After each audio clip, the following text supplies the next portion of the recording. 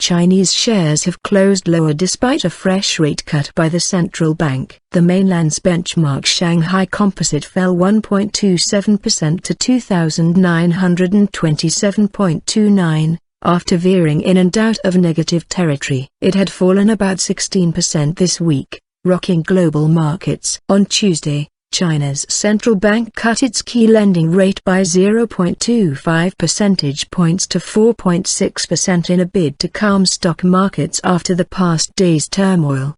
The dramatic losses and volatility in China have shattered investor confidence and led to sharp falls in Asia and the US over the past days. European markets were down about 0.4% by lunchtime, after rallying on Tuesday. The interest rate cut was the fifth by the People's Bank of China since November last year. A rate cut will make it cheaper for banks to borrow from the central bank and will in turn make it easier for businesses and private people to borrow money from those banks.